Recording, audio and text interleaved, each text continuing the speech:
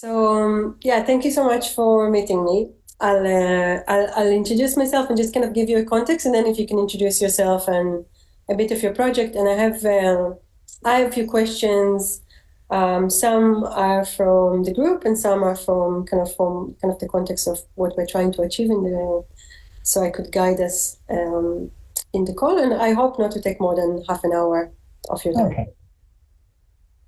So my name is Naomi Fine. I'm a creative facilitator and a coach, and I been working with Sinead from Fingal County Council on this project, raising the voice of female pioneers in Fingal.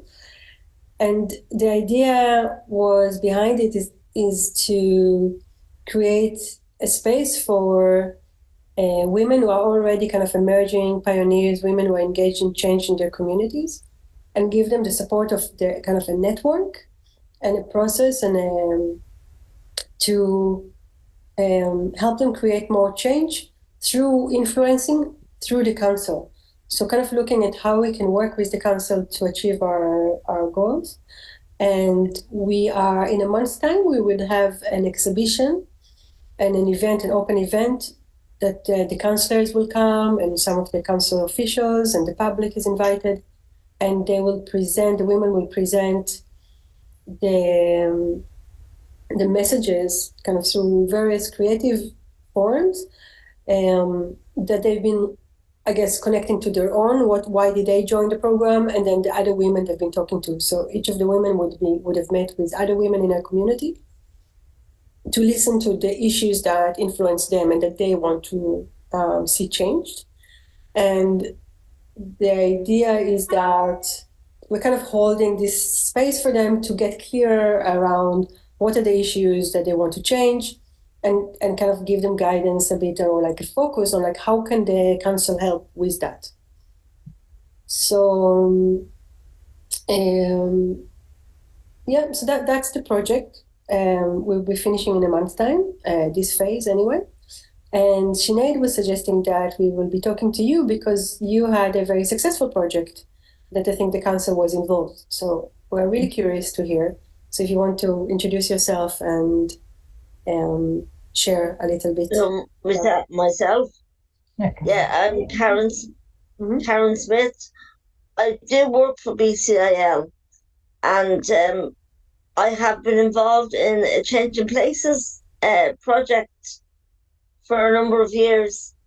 We were trying to get wheelchair accessible toilets with changing beds and hoists and stuff, overhead hoists and high-low sinks for different buildings to make sure that people with disabilities had the opportunity to live a normal life, go out when they can, so that they don't have to keep rushing home to use the bathroom. Yeah. And feeling embarrassed or either getting changed on the floor, which is disgusting. Yeah, especially in public toilets. And what was can you, maybe just for people who don't know the organization, do you want to say a word about the organization? Yeah. Oh, Okay. where I'm working now. Is that connected? Was that through that project? That was the organization involved? No, this was before I started working for Independent Living. Yeah, can I just come in here? Geraldine, you want to say something? Yeah. Will I just give the introduction on how BCIL took part? Karen is in the Change in Places, which is the national part, but BCIL was in the local part, which contacted Fingal County Council. Okay. So I'll just introduce myself first. My name is Geraldine Rooney, and I work in Blanchardstown Centre for Independent Living. I suppose I'm very lucky in that I'm a person who actually works at something that she's very passionate about, because I have two daughters that have a disability. So through the independent living philosophy, I realised that there are a lot of people who actually couldn't use the bathroom, and the lack of change in faces.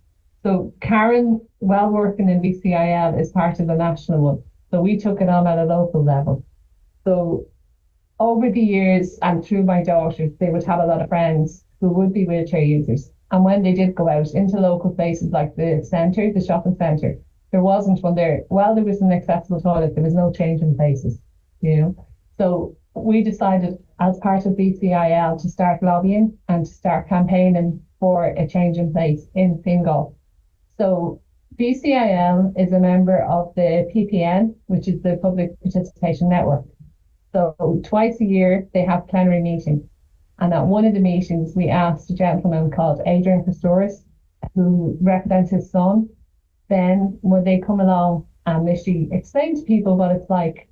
So we got to the plenary and that was fine. But Adrian was to speak near the end and there was so much goes on at a PPN plenary. I could see people then starting to go and leave. And I was going, oh my God, no, like, please don't leave, please stay. So I was around asking people to stay. So anyway, Adrian got to speak and he spoke from the heart about changing Ben on the floor and how Ben, at that stage, Ben was about 14 and he's a tall lad and it's just not on in this day and age. And you could see how it was affecting people there because they were having the lived experience right at them, you know, and seeing.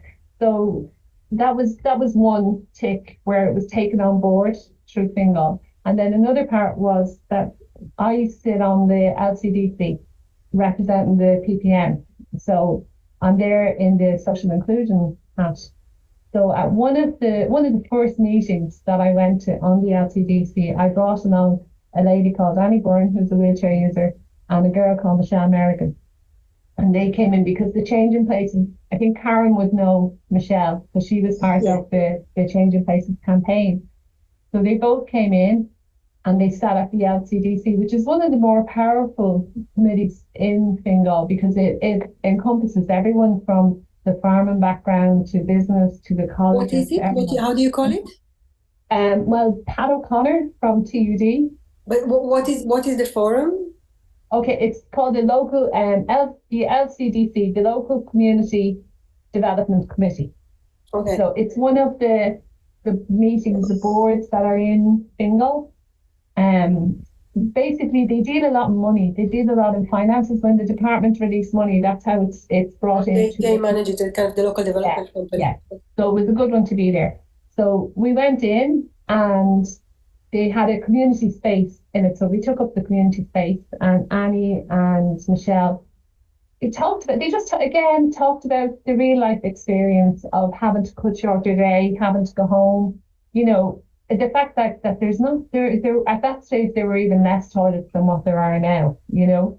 So they spoke and then the speech ended and I remember they all just kind of said thanks very much and then they looked at me and I remember thinking I was a novice at that stage because you're talking about 2018 and I remember thinking, oh, I'm after bringing these people here and I don't know even if it's the right forum, but it was because it planted a seed, you know, in there. And then the Fingal got to understand and they got to know, you know, and through the local community workers, we kept kind of encouraging.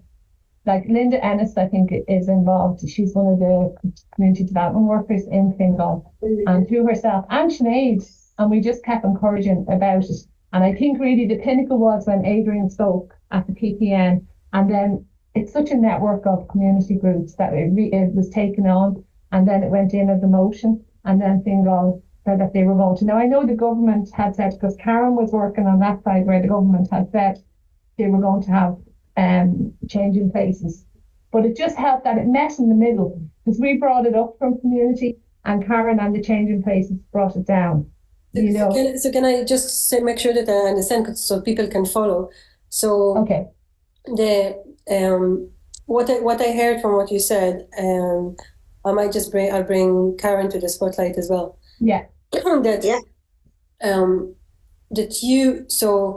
You tackled kind of the issue from two sides, and what I heard as well is that it started many years ago. So you named 2018, is it, or was it? Yeah.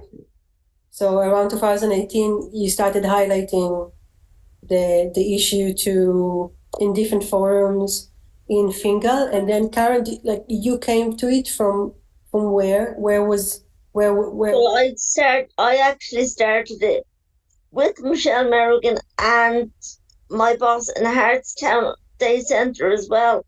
I used to go to Hartstown Day Centre, and the manager in the centre, she helped me with it as well. Like, she came to some of the meetings with me. Like, we did a presentation in the Rotunda Hospital, and it was absolutely outstanding. Sorry, it was absolutely brilliant. Like, nerve wracking, but it actually got the got the message uh got the message across that we need more uh change of places in any in any building. It doesn't matter. They have to be accessible buildings, and they have to have the proper change of places toilets. So we made a presentation in the Rotunda Hospital, one of the rooms there, and I tell you, it was brilliant. What made it brilliant? We actually got loads of praise, and we got the message across on a very, very high scale that we're fighting to get more change in places in different buildings, and to make sure that people with disabilities are included, not excluded from society. So what I hear is that your campaign was bigger than Fingal. It was more. Yeah, but Fingal got involved as well. So that's what That's what. you're saying. That was the meeting in the middle.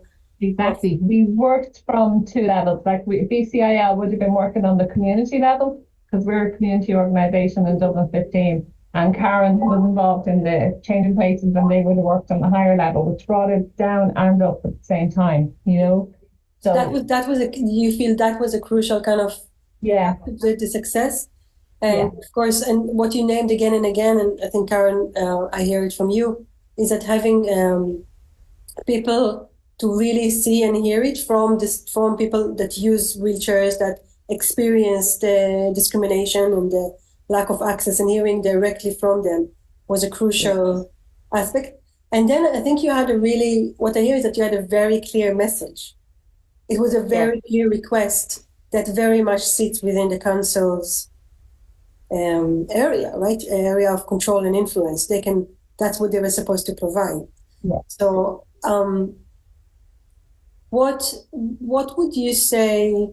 Like, what was the role of, or maybe first, because you named few, but who are the people within the council that you interacted over the years that you feel contributed to being able to deliver the changing places, the toilets? Well, offhand, it's been a while now, so I cannot think offhand the names of people. No, but even just the roles, not specific. Oh, like we got we got government ministers involved. We actually got Anne Rabbit involved. Yeah. And she was an absolute godsend, wasn't she, Geraldine? Yeah. And from the BCIL side, we had all the local councillors. We were in touch with them individually? Yeah, so the likes of Mary McCamley, Breda Hannafy, councillors who were Pamela Conroy. I know she's not voted back in, but Pamela Conroy was very much involved and had a understanding of disability.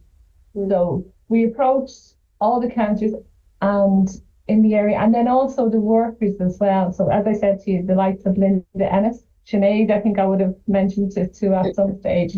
Any possible meeting that we had with Fingal, it was brought up because, and then also what happened was that we actually networked with Karen with CRC, and we went about getting a change in places in Blanchardstown Centre, in the shopping centre. Yeah. But that was sold to them on a different, we kind of told them, you're losing business by not having a change in places. Mm-hmm. You would have families that would spend a full day, maybe go out in the morning shopping, have lunch, and then go to the cinema, where they're having to go home. So you put for each group, you put a different slant on it.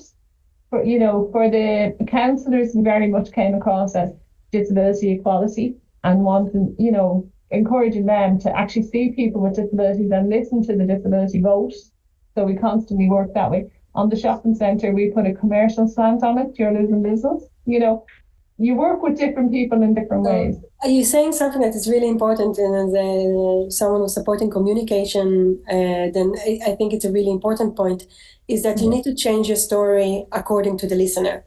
To make sure that you hook them in where they are listening in their pains and gains and seeing through their eyes. And if you mentioned good few names from the council, is saying both you talk to councillors and paid workers. I wonder, is there any advice you would give? So the women in this project, they all have different, I guess, agendas and areas that they would like to influence. So is there any advice that you could give them around, working with the council, either the councillors or the paid workers? How do you go about, what is the best way that you find going about and making those connections with the council? Any event that you have, invite them. Like we recently, last year we had a new car, and new to us, second-hand car, but we got a new one. But we had a whole event about relaunching our transport service. Invite them to that.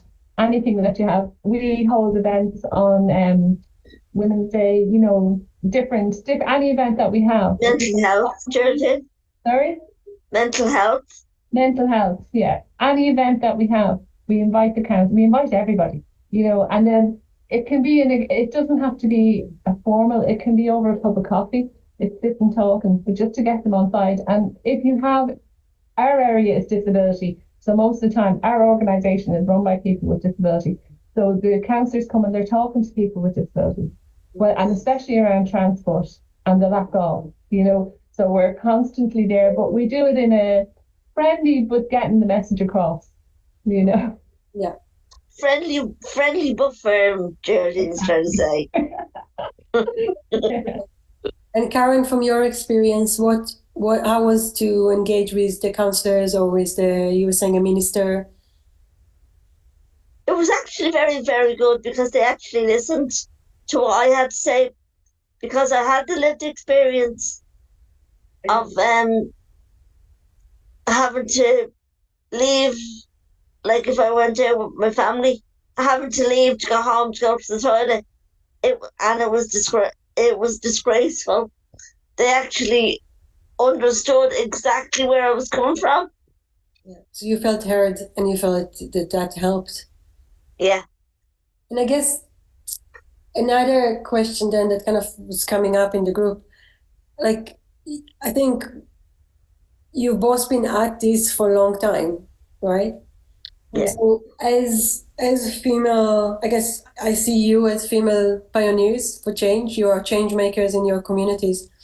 So what does being a female change maker, pioneer, what does it mean for you? And how do you sustain your energy? How do you mind yourself?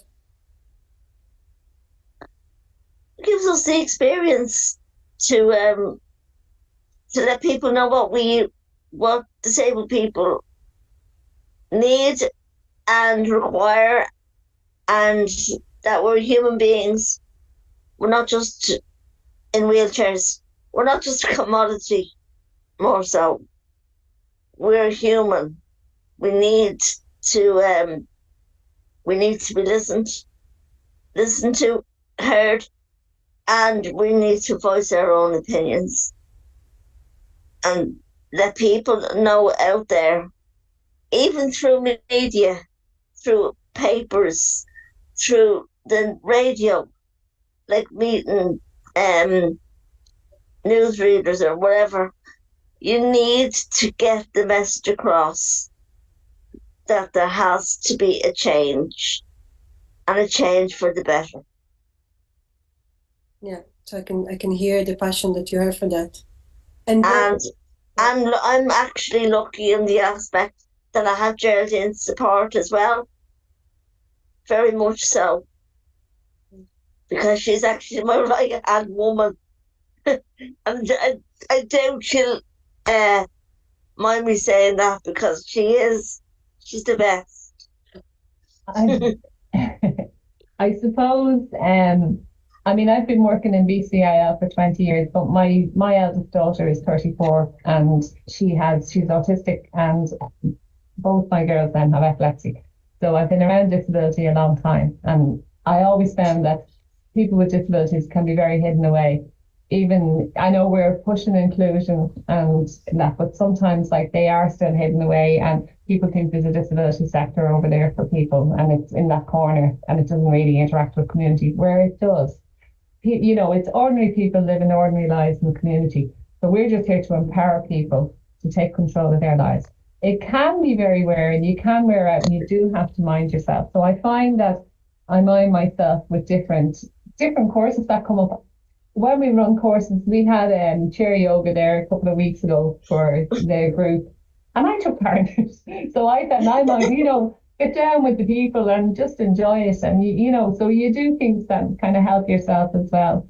It can be frustrating, and even with some of the newer people who work in BCIL, I often say, listen, if I say to you, we've done that before, just slap me on the hand, because it's a circle and it just keeps going around, and it's a wheel, and different people take the wheel at different stages, and it has to keep going forward, even if it is the same items coming up in our life. And Karen will probably back me up on this. It comes back to transport, it comes back to access, it comes back to universal design, and we just keep going round and round. But the important thing is that we're visible in the community, and they're visible on committees. And I know it has slightly changed with government now, and they're listening to disabled persons organisations a lot more than what they used to. And that's great, but everybody has to kind of carry the momentum forward. And in the meantime, you do need to mind yourself. You do need to kind of look out for yourself and do something that interests you. And with me, it can be different from disability, because disability is my life. I'm going to be involved in disability in any way, even if I wasn't working here, it's still part of my life, Yeah. And I guess what another kind of question is around the role of the different network or stakeholders that help you achieve the like this specific project. Like who was involved in making it happen? So yeah. So from the community end, I can just say it went to Fingal. Karen will probably be able to fill you more in from the proper change in places and when they decided in government. But I just found Fingal very approachable and very understanding. And we didn't really there weren't really any blockages against it. It just, like everything, it just took time, So when did you first contact Fingal about this? Like how would have been back in about, I suppose I would have got involved in changing places in the back about 2017. I was aware of it before then. It was actually late 2016, Geraldine. 16, was it? Yeah. Sorry, COVID had me. I'm gone. I don't know whether I'm coming or going. Because I remember you doing it with us as well. Yeah. So it was about 2016, I think it was. Yeah. And then we started to run little kind of, I'll call them mini campaigns in the community, just explaining to people exactly, to get more and more people involved, exactly what was involved in a change in places, So because we are very much about disability equality, So and then Karen, you joined the bigger campaign. Yeah, so Karen, you ran, because that's the other end of it, isn't it? That Karen, you were running it on kind of national level or with the government? Yes, that's right. Who were you? You started around the same time, and who were you talking to there? Well, we were talking to, as I said, government ministers, councillors. We actually, on a local level, say, the managers from buildings, making sure that they understood what the requirements was. And Michelle Merrigan was involved in that as well, along with a few others from CRC and Fingal,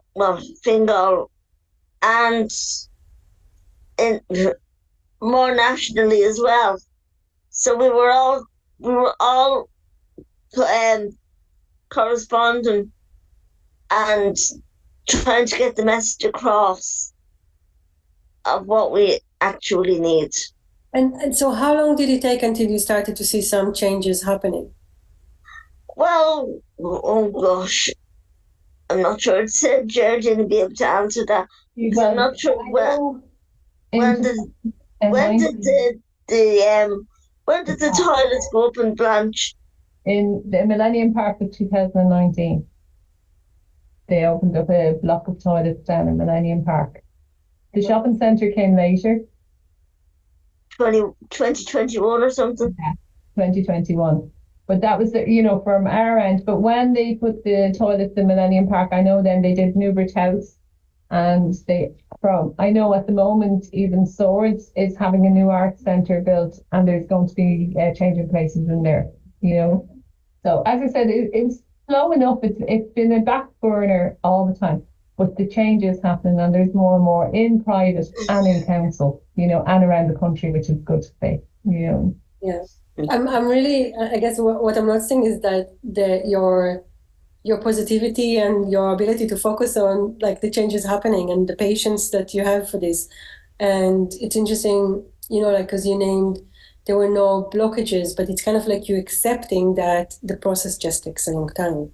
That it's a slow burner. It is a slow burner, but eventually we will get the proper result that we need and that we require.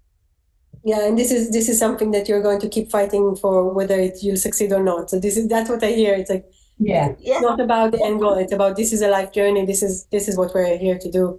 And whilst I have breath in my body, I am going to keep fighting. You're really inspiring me. You're really inspiring. And 13% of the population have a disability. While not all may need a change in faces, there should be equality. It comes down to disability equality. It really does. And there shouldn't be an issue about having to go to the toilet. It's a basic right. It really is. It's very clear. Yeah, the need is really clear. Yeah. And so just, I guess, are there any top tips that you would like to share with the women around like the learnings that you gathered for making kind of, for achieving changes? Anything that you would? I just think if somebody has an issue, it's the lived experience.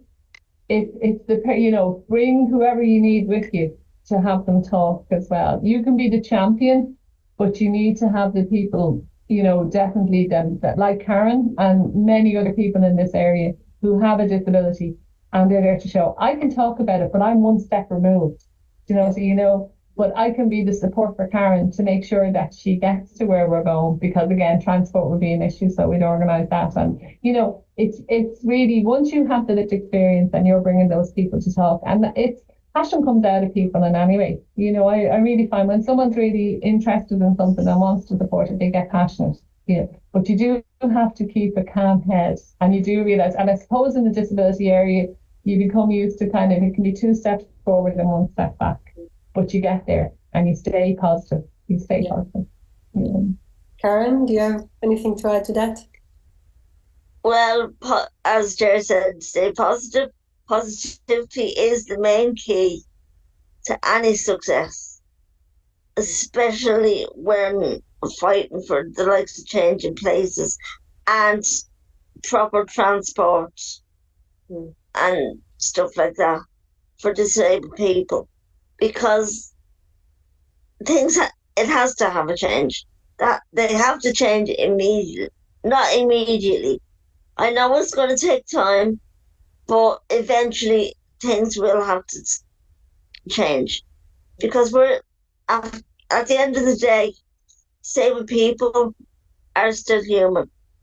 We have a basic right to live the lives that we deserve to live. Yeah.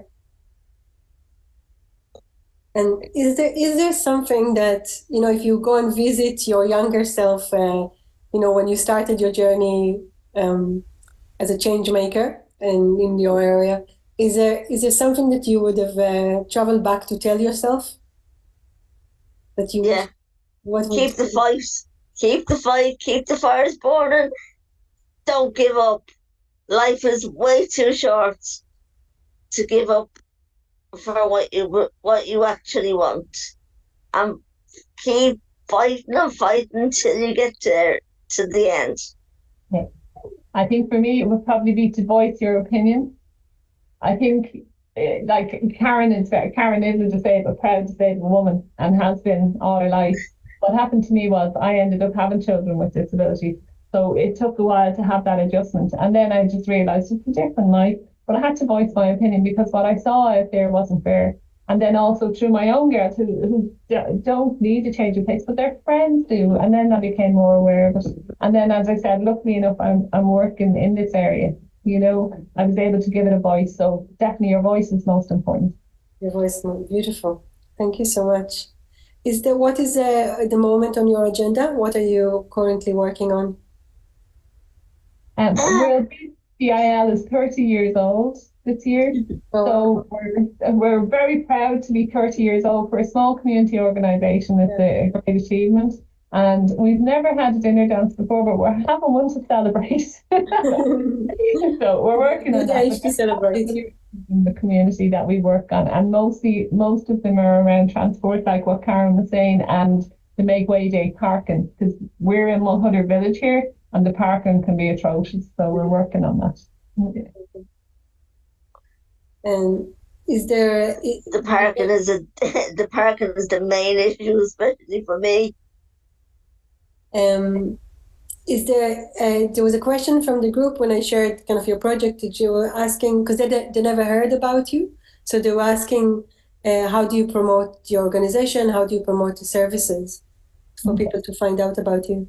We have a website, and mostly it's promoted in Dublin 15 through word of mouth, through our clients as well. But like we're on Facebook, and I think we have a Twitter. I'm not very techie, so I'm not sure. I know there is a Twitter. I don't know how much is used on it.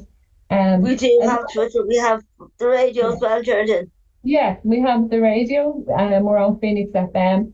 We network a lot with the community centres, and we do the old printed leaflets as well and get them out to as many people that we can do. You see, we're for Dublin 15 area, so we try and work around the community centres around this area. Yeah. And then also what's happened of late is that the HSE have been in touch with us for literally their stuff for people for transport, and it starts through that, and then they can avail of our other services, So, but it comes back to word of mouth as well, So, like, I know our transport service is doing really well because it is reliable, and people get so worried about transport and the lack of accessible taxis and things like that. So they know we're going to be there when we say we pick them up, Yeah, you can rely on you. One of our many strings to our bow. Yeah.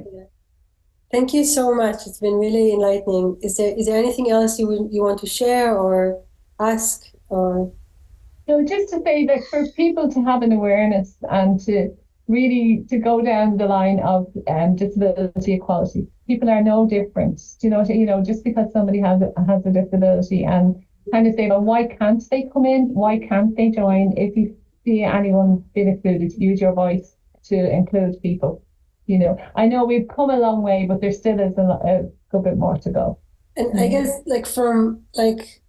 do you feel that we as women, I guess women with disability would have other needs that are not met? I think one of the issues, I guess, that we've been talking in the group is the representation and the fact that there is much less women in the council and less women in decision-making roles.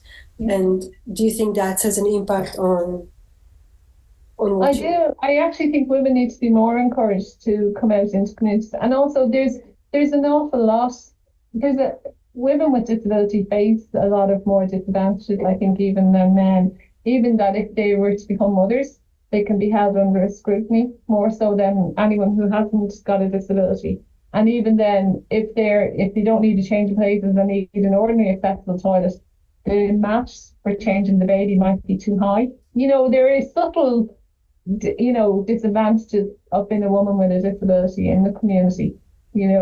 I know we do need to kind of empower people more to come along and to take part in things and to speak up. There are some very strong women with disabilities who are coming. There's a lady down in Clare called Anne-Marie Flanagan who's powerful, absolutely powerful, and well able to speak up. She's a mother, she's a wheelchair user. You know, she's an Irish person who's living her life and doing her bit for people. Yeah. And I think we need to kind of get more people to follow down her road. As I said, she's able to use her voice. Yeah. Some people aren't. I really just feel it's all empowerment, and there should be a lot more courses to help empower people with disabilities. You know, rather than have an advocate speaking for them, speak for themselves. Yeah.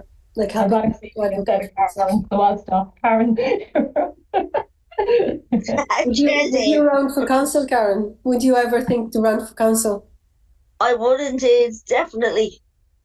Give them a run for their money. Wouldn't it be great? I don't know if even like if there is any councillors with disability in Ireland. That's an interesting question. Well, there is that. Wasn't there a TT with a disability, Geraldine, a couple of years back? There was, yeah, I think there was, but he didn't go in on the disability thing. I know there was a councillor down in Cabra. I don't think he got re-elected, Declan Mina, and he was visually impaired. I'm not sure if there is. I do think there is a wheelchair user, and I think it could have been in Galway, but I'm not sure if they've been re-elected. Not many anymore. Also, yeah. You know, it's just new. You know, it's good. But I know there are people who are involved in behind empowering people. There's a gentleman called Vivian Rath who is involved in Trinity and UCD, and he would be very much a voice and promoting about political, that higher political area. Let's just say my level as community, he would be higher, but I'm not sure, if there is anyone looking to stand or to go. We did have a senator, John Dolan, head of Disability Federation of Ireland, and he was a senator for a while. And hopefully, maybe at the next election, there'll be somebody else. Yeah. And he actually had polio, didn't you? Yeah, and we'd like a woman. Exactly. Yes. Yeah. So we'll vote for you, Karen. Yeah. Oh, well, do you know what? I would be proud to stand. Definitely. Thank you so much for your time and for your insights. Thank you. We would really appreciate it. And I hope you might join us in our open event on the 11th. We'd like to. That'd be great. Yeah, it's in the afternoon, in the evening, around 6 in the Kettles Hotel. Okay, thank you. Thank you so much. Have a really good weekend. You too. Thanks. Bye-bye. Thank you. Bye. Bye.